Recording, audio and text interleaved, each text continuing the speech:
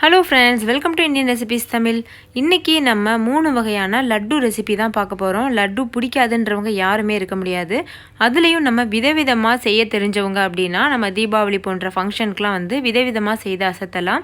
So அந்த வகையில் இன்றைக்கி ஈஸியான 3 லட்டு எப்படி செய்கிறதுன்னு வாங்க வீடியோக்குள்ளே போய் பார்க்கலாம். ஃபஸ்ட்டு பார்க்க போகிறது பூந்தி லட்டு. பூந்தி லட்டு கடையில் கிடைக்கிற அதே டேஸ்ட்டோட எப்படி செய்கிறதுன்னு பார்க்கலாம் வாங்க. இந்த ரெசிபி செய்கிறதுக்கு ஃபஸ்ட்டு ஒரு மிக்சிங் பவுல் எடுத்துக்கோங்க. அதில் 1 கப் அளவுக்கு கடலை மாவு சேர்த்துடலாம்.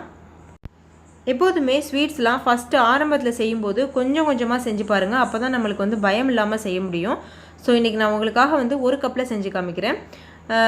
இதை நல்லா தண்ணி ஊற்றி நல்லா கரைச்சிக்கிறணும். நான் எந்த பக்குவத்தில் கரைக்கணும்னு சொல்கிறேன் பாருங்கள். இந்த மாதிரி ஒரு விஸ்க் வச்சுட்டு தேவையான அளவுக்கு தண்ணி ஊற்றி நல்லா கரைச்சிக்கிறணும். நம்ம இந்த விஸ்கை தூக்கணுன்னா அந்த மாவு அப்படியே ஒழுகணும். அந்த அளவுக்கு கன்சிஸ்டன்சியில் நம்ம கரைச்சிக்கிறணும். இதில் ஒரு 1/4 ஸ்பூன் அளவுக்கு நம்ம பேக்கிங் சோடா ஆட் பண்ணலாம். இப்போ கையில் காமிக்கிறனால நிறைய தெரியுது. நான் 1/4 ஸ்பூன் தான் ஆட் பண்ணியிருக்கேன். அதிகமாக ஆட் பண்ணிடாதீங்க.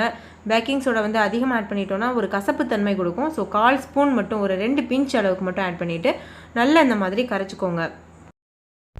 அதுக்கப்புறமா ஒரு பிஞ்ச் அளவுக்கு கேசரி பவுடர் இதில் ஆட் பண்ணலாம். நான் இன்றைக்கி மஞ்சள் colour, yellow colour kesari powder add பண்ணியிருக்கேன். உங்களுக்கு இந்த கலர் வேண்டாம் அப்படின்னா நீங்கள் இதை ஸ்கிப் பண்ணிடலாம். இது அவசியமே கிடையாது. இப்போ பாருங்கள், இந்த கன்சிஸ்டன்சியில் தான் இருக்கணும். நம்ம இப்படி தூக்கணுன்னா அது அப்படியே ஒழுகுது பாருங்கள். இதுதான் கரெக்டான கன்சிஸ்டன்சி. இப்படி இருந்தால் தான் நம்மளுக்கு எண்ணெயில் போட்டு பொரிக்கும் போது பூந்தி மாதிரி விழுகும். ஓகே ஃப்ரெண்ட்ஸ், இந்த மாதிரி மாவை கரைச்சதுக்கப்புறமா ஒரு 15 மினிட்ஸ் இதை அப்படியே விட்டுறலாம். இந்த 15 மினிட்ஸ்க்குள்ளே நம்ம சக்கரை பாகு காய்ச்சிடலாம். சக்கரை பாகு காய்ச்சறதுக்கு 1 கப் சீனி, அதாவது வெள்ளை சக்கரை ஆட் பண்ணிக்கிறலாம். இந்த சீனி முங்குற அளவுக்கு நம்ம தண்ணி சேர்த்துடலாம். சேர்த்துட்டு இது ஒரு கம்பி பதம் வர வரைக்கும் நம்ம இதை காய்ச்சலாம். ஓகே ஃப்ரெண்ட்ஸ், இப்போ பாருங்கள், ஒரு 10 நிமிஷம் ஆயிடுச்சு. இது நல்லா கொதிச்சிட்ருக்கு. இந்த சமயத்தில் நம்ம பாகு பதம் செக் பண்ணிடலாம். ஒரு கம்பி பதம் தான் பூந்திக்கு எப்போதுமே கரெக்டாக இருக்கும். நம்ம விரலில் அந்த சீனி பாகை டச் பண்ணிவிட்டு இந்த மாதிரி நம்ம இழுக்கும்போது ஒரு கம்பி மாதிரி ஃபார்ம் ஆகணும். இப்போ பாருங்கள், நல்லா பாருங்கள், இந்த மாதிரி ஒரு கம்பி மாதிரி ஃபார்ம் ஆகி உடையுது. இதுதான் கரெக்டான கன்சிஸ்டன்சி. இப்போ நம்ம ஸ்டவ் ஆஃப் பண்ணிவிட்டு இந்த பாகை ஒரு ஓரமாக வச்சிடலாம். இப்போ நம்ம பூந்தி பொரிக்க ஸ்டார்ட் பண்ணிடலாம். ஓகே ஃப்ரெண்ட்ஸ், இப்போ பாருங்கள், எண்ணெய் நல்லா ஹீட் ஆயிடுச்சு. நல்ல ஹீட்டாக இருக்கும்போது தான் நம்ம எப்போதுமே பூந்தி ஆட் பண்ணணும். இந்த மாதிரி பூந்தி தட்டே உங்களுக்கு விற்கிது, லட்டு தட்டு. இது பாத்திரக்கடையில் கேட்டிங்கன்னா கிடைக்கும். இது நல்லா பெர்ஃபெக்டாக விழுகும் பூந்தி. இப்போ நம்ம கரைச்சி வச்சுருக்க மாவில் 1 கரண்டி அளவு எடுத்துகிட்டு இந்த மாதிரி ஊற்றுங்க. ஊற்றுனதுக்கப்புறமா அந்த லட்டு தட்டுனுடைய அந்த கைப்பிடி இருக்கு இல்லையா, அதில் இந்த மாதிரி தட்டுங்க. டப்னு தட்டும்போது பூந்திலாம் நல்லா உருண்டை உருண்டையாக அழகாக விழும். இந்த பூந்தி பார்த்திங்கன்னா போட்டதும் டக்குன்னு வெந்துடும். ஸோ நம்ம விட்டுட்டோம்னா ரொம்ப கிறிஸ்பியாக மொறுமொறுன்னு ஆயிரும். ஸோ பூந்தி லட்டுக்கு அந்த மாதிரி இருந்தால் நல்லா இருக்காது. ஒரு 1 நிமிஷத்துக்குள்ளேயே இதை வேக வச்சு எடுத்துடணும். அப்போ தான் நம்ம லட்டு சாப்பிடும்போது நல்லா சாஃப்டாக கடையில் கிடைக்கிற அதே சுவையோடு இருக்கும். இப்போ பாருங்கள், அதை நான் எடுத்துட்டேன். இது இந்த மாதிரி ஒரு அரிக்கரண்டி வச்சு அரிச்சிட்டு நீங்கள் எண்ணெயில் நல்லா வடிச்சிடுங்க. வடித்ததுக்கப்புறமா நம்ம செஞ்சு வச்சுருக்கோம் இல்லையா பாகு, சீனி பாகு, அதில் இதை ஆட் பண்ணிடுங்க. நல்லா ஞாபகம் இருக்கட்டும், நம்ம இந்த பூந்தியை ஆட் பண்ணும்போது அந்த சீனி பாகு கொஞ்சம் சூடாக இருக்கணும். உங்களோட சீனி பாகு ஆறி இருந்துச்சுன்னா கொஞ்சமாக சூடு பண்ணிக்கோங்க. சூடு பண்ணிவிட்டு பொரிச்சு வச்சுருக்க பூந்தியெல்லாம் இதில் ஆட் பண்ணிவிட்டு நல்லா மிக்ஸ் பண்ணிடுங்க. ஓகே ஃப்ரெண்ட்ஸ், இப்போ பாருங்கள், நான் எல்லா பூந்தியுமே பொரிச்சு எடுத்துகிட்டு இந்த சீனி பாகில் ஆட் பண்ணிவிட்டு இப்போ நல்லா கிண்டிகிட்ருக்கேன். இதை இப்படியே நம்ம லட்டு மாதிரி பிடிச்சோன்னா வராது. ஸோ நம்ம என்ன பண்ணணும்னா கொஞ்சம் போல் பூந்தி, ஒரு 2 கரண்டி அளவுக்கு பூந்தி எடுத்துகிட்டு மிக்ஸி ஜாரில் போட்டு நல்லா அரைச்சிக்கோங்க. ஓகே ஃப்ரெண்ட்ஸ், இப்போ பாருங்கள், நான் மிக்ஸி ஜாரில் ஒரு 2 கரண்டி அளவு பூந்தி எடுத்து போட்டுட்டேன். இப்போ அதை அரைச்சிட்டு வந்துடலாம். இப்போ பாருங்கள், நான் பூந்தி நல்லா அரைச்சிட்டு வந்துட்டேன். இதில் சேர்த்துட்டு நம்ம நல்லா கைட்டையே பிசைஞ்சு விட்டுடலாம். நல்லா கைட்டி நல்லா அழுத்தி பிசைஞ்சிட்டு லட்டு மாதிரி உருட்ட ஆரம்பிச்சிடலாம். லட்டு மாதிரி உருட்டுறதுக்கு முன்னாடி நம்ம இதில் 2-3 ஏலக்காயை நச்சு இதில் ஆட் பண்ணிடலாம். அதுக்கப்புறமா நெய்யில் வறுத்த முந்திரி அந்த நெய்யோடையே சேர்த்து ஆட் பண்ணிடுங்க. அப்போ தான் அந்த நெய்யுடைய மனம் நம்ம லட்டு சாப்பிடும்போது ரொம்பவே ஒரு சூப்பரான டேஸ்ட் கொடுக்கும். இப்போ இது எல்லாத்தையும் நல்லா மிக்ஸ் பண்ணிவிட்டு நம்ம லட்டு மாதிரி உருட்ட ஆரம்பிச்சிடலாம். ஓகே ஃப்ரெண்ட்ஸ், இப்போ பாருங்கள், நான் கைட்டியை நல்லா பிசைஞ்சு வச்சுருக்கேன். இப்போ ஒரு கைப்பிடி அளவு இந்த பூந்தியை எடுத்துகிட்டு நல்லா இந்த மாதிரி உருட்டுங்க. நம்ம இதில் நெய்யில் பொரித்த முந்திரிலாம் ஆட் பண்ணியிருக்கோம். ஸோ நெய்யும் ஆட் பண்ணியிருக்கோம். அதனால் நம்மளுக்கு கையிலலாம் நெய் தடவ வேண்டிய அவசியமே இல்லை. நார்மலாக எடுத்து இந்த மாதிரி உருட்டினாலே சூப்பரான ஒரு ரவுண்ட் ஷேப் கிடைக்கும் நம்மளுக்கு. இதே மாதிரி மிச்சம் இருக்கிற அந்த பூந்திகளையும் நம்ம லட்டுவாக பிடிச்சி வச்சிடலாம். அவ்வளோதான் ஃப்ரெண்ட்ஸ், பூந்தி லட்டு சூப்பராக தயாராகிடுச்சு. பாருங்கள், பார்க்குறதுக்கே எவ்வளோ அழகாக இருக்குது, சாப்பிட்றதுக்கும் ரொம்ப ரொம்ப டேஸ்ட்டாக இருந்தது. ஸோ நீங்களும் கண்டிப்பாக உங்கள் வீட்டில் ட்ரை பண்ணி பாருங்கள். நீங்கள் 1/2 கிலோ கடலை மாவில் செஞ்சீங்க அப்படின்னா 35 லட்டு வந்து நம்மளுக்கு கிடைக்கும். இப்போது அடுத்த ரெசிபி எப்படி செய்கிறதுன்னு பார்க்கலாம். அடுத்து நம்ம பார்க்க போகிற ரெசிபி வந்து பார்த்திங்கன்னா ரவா லட்டு. ரவா லட்டு ரொம்ப ரொம்ப ஈஸியான ஒரு ரெசிபி, அதே சமயத்தில் ரொம்ப டேஸ்டான ரெசிபியும் கூட. இது செய்கிறதுக்கு ரொம்ப ரொம்ப குறைவான நேரம் தான் செலவாகும். அதே போல் இன்க்ரீடியண்ட்டும் ரொம்ப கம்மியாக தான் தேவைப்படும். ஸோ வாங்க ஃப்ரெண்ட்ஸ், இந்த ரெசிபி எப்படி செய்கிறதுன்னு வீடியோக்குள்ளே போய் பார்க்கலாம்.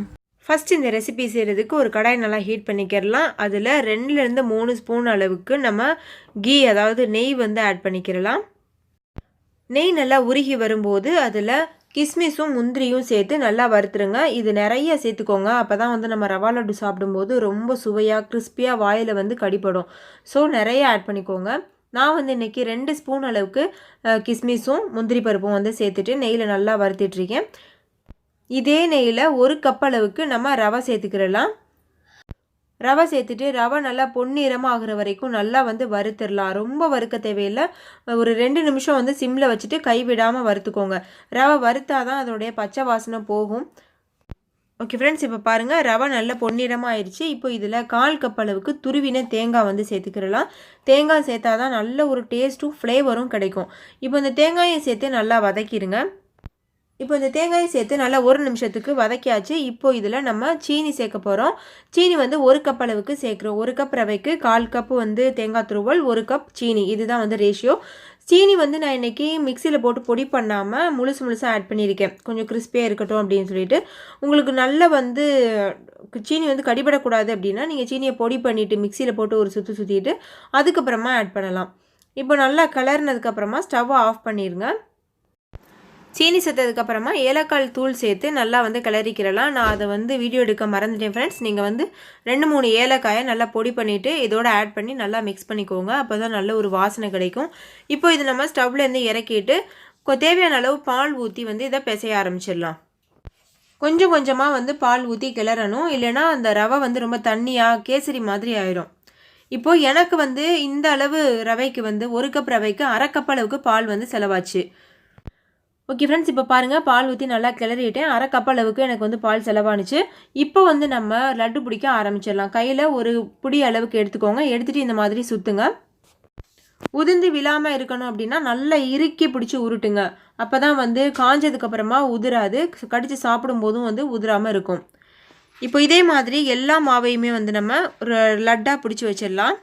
ஓகே ஃப்ரெண்ட்ஸ், இப்போ பாருங்கள், நான் மீதி இருந்த மாவையும் வந்து லட்டாக உருட்டி வச்சுருக்கேன். எவ்வளோ சூப்பரான ஷேப்போட, பார்க்குறதுக்கே பெர்ஃபெக்டாக இருக்குல்ல. ஸோ நீங்களும் இந்த ரெசிபியை கண்டிப்பாக ட்ரை பண்ணி பாருங்கள். 3வது ரெசிபி எப்படி செய்கிறதுன்னு பார்க்கலாம் வாங்க. 3வதாக நம்ம பார்க்க போகிறது வந்து பார்த்திங்கன்னா இன்ஸ்டண்ட்டான லட்டு ரெசிபி தான் பார்க்க போகிறோம். இது ரொம்ப ரொம்ப டேஸ்ட்டாக இருக்கும், குழந்தைங்களுக்கு ரொம்ப பிடிக்கும், நல்ல தித்திப்பாக ரொம்பவே ஒரு சுவையானதாக இருக்கும். இது ஓரளவுக்கு தேங்காய் பர்ஃபி மாதிரியும் இருக்கும், ஓரளவுக்கு பார்த்திங்கன்னா பால் பேடா மாதிரியும் இருக்கும். ஸோ இதோடைய டேஸ்ட் வந்து அடிச்சுக்கிறவே முடியாது. அதே நேரத்தில் இது செய்கிறது ரொம்ப ரொம்ப சுலபம். இந்த ரெசிபி செய்கிறதுக்கு ஃபஸ்ட்டு ஒரு கடாயை ஹீட் பண்ணிக்கோங்க. அதில் 1 ஸ்பூன் அளவுக்கு நெய் சேர்த்துட்டு அந்த நெய் வந்து சூடாகட்டும். நெய் சூடானதுக்கப்புறமா அதில் 1 கைப்பிடி அளவு முந்திரி பருப்பு சேர்த்து நல்லா வறுத்துக்கோங்க. முந்திரி பருப்பு நல்லா வறுந்ததும் அது கூடவே 3 கப் அளவுக்கு தேங்காய் துருவல் சேர்த்துக்கோங்க. நீங்கள் ஃப்ரெஷ்ஷான தேங்காய் துருவல் சேர்க்கலாம். அது மட்டும் இல்லாமல் நீங்கள் வந்து கடையில் விற்கிற ரெடிமேடு தேங்காய் துருவலும் சேர்க்கலாம். சேர்த்துட்டு நல்லா அந்த மாதிரி வதக்கிக்கோங்க. ஒரு 1 நிமிஷத்துக்கு வதக்குங்க போதும். 1 நிமிஷத்துக்கு அப்புறமா 1 கப் அளவுக்கு சீனி சேர்த்துக்கோங்க. அதையும் நல்லா வதக்கிக்கோங்க. 3 கப்புக்கு 1 கப் சீனி. அடுத்தது ஒரு 1/2 கப் அளவுக்கு பால் சேர்த்துக்கோங்க. சேர்த்துட்டு இதையும் நல்லா வதக்கிக்கோங்க. ஒரு 1 நிமிஷம் வதக்குங்க. அடுத்து வதக்கினதுக்கப்புறமா அந்த பாலை வந்து அந்த தேங்காய் நல்லா உறிஞ்சிக்கிறோம். அதே சமயத்தில் அந்த சீனியும் நல்லா இலக ஆரம்பிக்கும். இப்போ சீனி நல்லா இலகி இருக்குது. இந்த சமயத்தில் 1/4 ஸ்பூன் அளவுக்கு ஏலக்காய் தூள் சேர்த்துட்டு மறுபடிக்கும் நல்லா கலந்து விட்டுக்கோங்க. அடுத்து 1 கப் அளவுக்கு பால் பவுடர் சேர்த்துக்கோங்க. சேர்த்துட்டு ஸ்டவ் ஆஃப் பண்ணிடுங்க. ஆஃப் பண்ணதுக்கப்புறமா நல்லா கலந்து விட்டுக்கோங்க. நீங்கள் ஸ்டவ் ஆஃப் பண்ணிவிட்டு கலக்கும் போதே அது வந்து நல்லா கெட்டியாயிரும். அதுக்கப்புறமா நீங்கள் வந்து நல்லா ஆற வச்சுக்கோங்க. நல்லா கலந்ததுக்கப்புறமா நல்லா ஆற வச்சுருங்க. நீங்கள் இதில் சீனிக்கு பதிலாக சர்க்கரை கூட சேர்க்கலாம், அதாவது மண்டை வெல்லம் இருக்குல்ல, நாட்டு சர்க்கரை, அது கூட நீங்கள் சேர்க்கலாம். சேர்த்திங்கன்னா ரொம்பவே ஹெல்த்தியான ரெசிபி இது. இப்போ பாருங்கள், நல்லா ஆறிடுச்சு. கை பொறுக்கிற சூட்டுக்கு ஆறி இருக்குது. இந்த சமயத்தில் கையில் கொஞ்சம் போல் நெய் தடவிக்கோங்க. தடவிட்டு அதுக்கப்புறமா சின்ன சின்ன உருண்டைகளாக உருட்ட ஆரம்பிங்க. அவ்வளோதான் ஃப்ரெண்ட்ஸ், நம்மளோட லட்டு வந்து ரெடி ஆயிடுச்சு. நீங்கள் இப்படியே கூட சாப்பிட்லாம். கொஞ்சம் டெக்கரேட் பண்ணணும்னு நினச்சிங்கன்னா தேங்காய் துருவல் மேலே வச்சுட்டு இந்த மாதிரி லைட்டாக பரட்டி விட்டுக்கோங்க.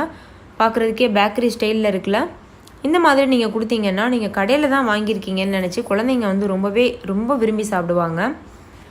இது நம்ம வீட்டில் தான் செஞ்சோன்னு சொன்னால் யாருமே நம்ப மாட்டாங்க. அந்தளவுக்கு ஒரு பேக்கரி ஸ்டைலில் இருக்கும். ஸோ கண்டிப்பாக ட்ரை பண்ணி பாருங்கள். ட்ரை பண்ணி பார்த்துட்டு உங்களோட எக்ஸ்பீரியன்ஸ் எப்படி இருந்ததுன்னு கமெண்ட்டில் என் கூட ஷேர் பண்ண மறந்துடாதீங்க. இந்த வீடியோ உங்கள் எல்லாருக்கும் ரொம்ப பிடிச்சிருக்கும்னு நம்புகிறேன். பிடிச்சிருந்தால் லைக் பண்ணுங்கள். உங்கள் ஃப்ரெண்ட்ஸ் கூட நிறைய ஷேர் பண்ணுங்கள். ஸோ அவங்களும் பார்த்து பயன்பெறட்டும். இன்னொரு சூப்பரான ரெசிபியோடு நான் உங்களை சந்திக்கிறேன். அதுக்கு முன்னாடி நம்ம சேனலை சப்ஸ்கிரைப் செய்யாத நண்பர்கள் சப்ஸ்கிரைப் செய்துக்கோங்க.